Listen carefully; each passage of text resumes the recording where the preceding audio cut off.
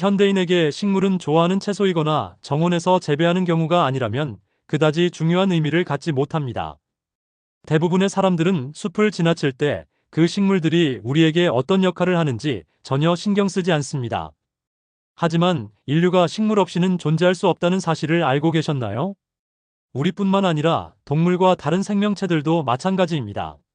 식물은 광합성이라는 과정을 통해 거의 전적으로 생태계를 유지하는 데 중요한 역할을 합니다.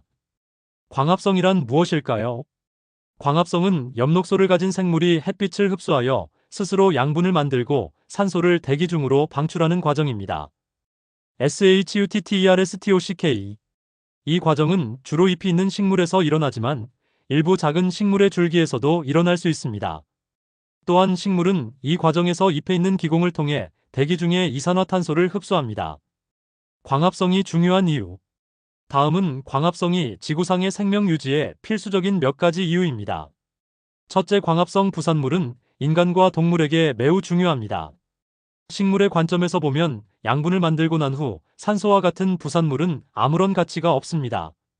하지만 이 두 가지는 지구상의 생명체가 살아가는데 필수적인 요소입니다. 우선 산소는 인간과 동물을 비롯한 모든 생명체가 호흡하는 데 사용됩니다. 반면에 인간과 동물은 숨을 내쉴 때 이산화탄소를 배출하는데 식물은 이를 재활용합니다. 이로써 완벽한 공생관계가 형성됩니다.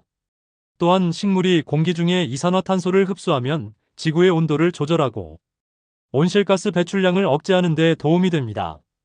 둘째, 먹이 사슬이 존재하는 근거가 됩니다. 식물은 광합성을 통해 스스로 양분을 만들어 성장하고 생존할 수 있습니다. 초식 동물과 같은 동물들은 식물을 직접 섭취하고 이를 에너지로 전환합니다. 게티 이머저치. 탐색. 먹이 사슬의 다음 단계는 식물과 동물을 모두 섭취하는 인간과 같은 잡식동물입니다. 만약 식물이 양분을 합성하지 않는다면 이러한 먹이 사슬은 존재할 수 없을 것입니다. 광합성은 지구상의 생물들에게 양분과 산소를 제공할 뿐만 아니라 생태계의 서식지를 만들어줍니다. 광합성이 실패하면 어떻게 될까요?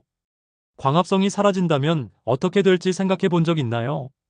지구상의 생명체는 멸종할까요? 당연히 그렇겠죠. 하지만 하룻밤 사이에 그런 일이 일어나지는 않을 겁니다. 광합성이 멈추면 가장 먼저 피해를 입는 것은 식물입니다. 대부분의 식물은 양분이 없기 때문에 며칠 안에 죽을 것입니다. 나무와 같은 큰 식물은 더 많은 양분을 저장하고 있기 때문에 몇 주 동안은 살아남을 수 있습니다. 모든 식물이 죽으면 초식동물도 뒤따라 죽을 것입니다.